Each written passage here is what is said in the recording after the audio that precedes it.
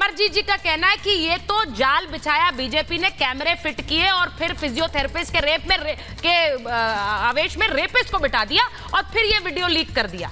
वो कह रहे हैं कि ये तो पुलिस तो सेंट्रल एजेंसीज की है। अब आप बताइए कि जेल प्रशासन और पुलिस किसकी होती है वहां पे? वेदभूषण, जब सैया भय तो कोतवाल का डर काहे का। आप जेल मंत्री हैं, आपको पूरी पावर है। जितना जेल का प्रशासन है, सारे जेल मैनुअल की जिस तरह से आपने धज्जियां उड़ाई हैं, शर्म आनी चाहिए बातें बोलते हुए कि पुलिस का प्रशासन है। वहां पर जिस तरह से मूसेवाले के मर्डर की प्लानिंग हुई, सुकेश चंद्र का मामला सामने आया, अब जो चीजें सामने आ रही, शर्म करने वाली। पॉक्सो का मुलजिम मसाज कर रहा है और देख के कैमरे पे आप शर्म कर रहे हैं। सरदार जी, थोड़ी बहुत शर्म कीजिए, आप भी बाल बच्चे वाले होंगे। देखिए किस तरह से आप वहां पर, आपको या तो जानकारी नहीं है, जानबूझ के झूठ बोलना, क्योंकि आपकी आदत बन चुकी है। जेल के अंदर दिल्ली पुलिस नहीं होती। अब सुन लीजिए, अब सुन लीजिए, आप बहुत बोल चुके हैं, आपको नहीं पता।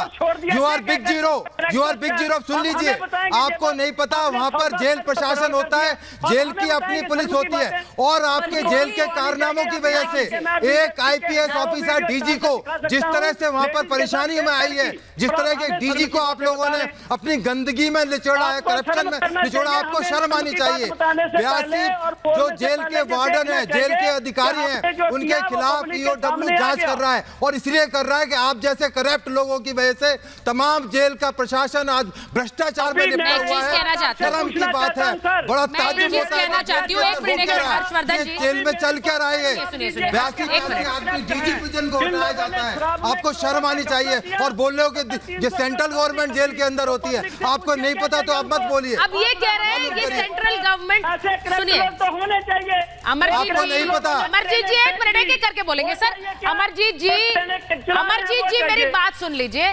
अमरजीत जी, अब आप ये कहना चाह रहे हैं, अमरजीत जी आप अभी भी डिफेंस में खड़े हैं, ये बहुत अच्छी बात है। ऐसा डिफेंस की जरूरत है, ऐसे डिफेंस की जरूरत है, क्योंकि आगे जाकर चुनाव में इन्हीं तस्वीरों से नुकसान ना हो जाए। मैं हर्षवर्धन जी के पास एक बार जा रही हूँ। एक मिनट सर, अमरजीत जी एक मिनट। मैं एक बार हर्षवर्धन जी, अब मुझे ये बताइए कि जब छापे पड़े थे तो केजरीवाल जी ने कहा कि भाई ये तो कट्टर ईमानदार हैं। उसके बाद जब उनको गिरफ्तार किया गया तो कहा ये तो भगत सिंह है, फिर ये भी कह दिया ये भारत रत्न के हकदार हैं, और अब तो ये कह दिया कि देखिए ये चुनाव हारने का डर है, इसलिए ये तस्वीरें आ रही है।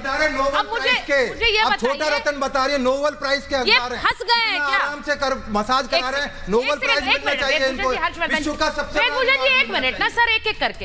हर्षवर्धन जी, देखिए सुचरिता जी, आम आदमी पार्टी को लोग इसलिए जानते हैं कि वो जो कुछ कहती है वो करती नहीं है, लेकिन अच्छा है कि अब वो भी कर रही है जो वो कहती है। अब ये कट्टर और ईमानदारी, में कई बार कह चुका हूं कि कट्टर और ईमानदार दोनों एक साथ नहीं हो सकता। कट्टर तो बड़ा निगेटिव सा शब्द है, लेकिन जरा आप देखिए कि कितना, मतलब ये लोग या तो समझते हैं कि बहुत पुराना दौर है, आज का टीवी का, सोशल मीडिया का दौर है। जो भी लोग आपका शो अभी महाभारत देख रहे हैं, सिर्फ एक लाइन में डालें तिहाड़ जेल एडमिनिस्ट्रेशन, पता चल जाएगा कि अरविंद जी का चित्र अभी था, अभी उससे हटा दिया है, लेकिन दिल्ली सरकार ही उसको नियंत्रित करती है, पहली बात। दूसरी बात ये कि हम ये सब छोड़ दें। अभी मनीष सिसोदिया की जो प्रेस कॉन्फ्रेंस थी, उसमें वो जिस तरह से नीच नौटंकी इन शब्दों का उपयोग कर रहे थे, अब वो बहुत स्पष्ट तौर पर दिख रहा है कि वो क्या कह रहे थे। जेल मंत्री एक बाकायदा पॉक्सो एक्ट में, ऑडियो कम करिए, ऐसे बात नहीं होती है, क्या करके बोलेंगे।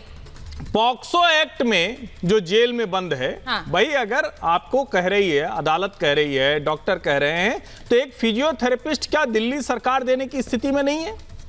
इसका मतलब ये हुआ, इसका सीधा सा मतलब ये हुआ कि दरअसल ये सारी चीजें अवैध थीं। जो मूल बात मैं कहना चाह रहा हूं, ये अवैध था। अगर ये वैध होता तो पहले से रिपोर्ट आती कि हाँ उनकी हड्डी में दिक्कत है, उनको बीमारी है, सचमुच हम सब कहते हैं कि उनका इलाज होना चाहिए। नेता हैं, मंत्री हैं, भले ही वो भ्रष्टाचार के आरोपी हैं, भले ही वो हवाला के आरोपी हैं, लेकिन चूंकि अवैध तरीके से सब काम करना था इसलिए छिपाया। जब पकड़े गए, वीडियो लीक हो गया, तो कहने लगे कि ये तो भारतीय जनता पार्टी की नौटंकी है। सवाल ये कि क्या भारतीय जनता पार्टी आपको एक रेप का, दुष्कर्म का एक आरोपी है, उससे कह रहे हैं कि मसाज करा लो। और ऐसी दुनिया में कौन सी मसाज है कि जो मतलब ये तो जैसे दूसरे तरह की मसाज मालिश होती है वैसी मसाज मालिश भाई कुछ सर, होती दिख रही हर्षवर्धन जी, और उसको कह रहे हैं कि ये घर तो में छोटे बच्चों की चंपी करते हैं वैसे ही चंपी हो रही है। जैसे भाई कोई बड़ा बुजुर्ग है वो कह देता है पैर में दर्द है तो वैसे ही दबाया जा रहा है। इसको पहले फिजियोथेरेपी का नाम दिया गया, चलिए कोई बात नहीं, फिजियोथेरेपी का नाम दिया, फिजियोथेरेपिस्ट एसोसिएशन के लोग आ गए कि भाई ये फिजियोथेरेपी के नाम पर हमें बदनाम मत करिए। अब यहाँ पर फिजियोथेरेपिस्ट के नाम पर एक रेपिस्ट को बिठा दिया है। सबसे बड़ी बात यह है कि सवाल उठेगा कि क्या इन लोगों को भी कोई फायदा पहुंचाया जा रहा था? ये जो सेवाएं दे रहे थे मंत्री साहब को जेल में, क्यों नहीं उठेगा ये सवाल? क्या सुकेश चंद्रशेखर ने यही नहीं कहा कि पैसे के एवज में जेल में सुविधाएं दी जा रही थी?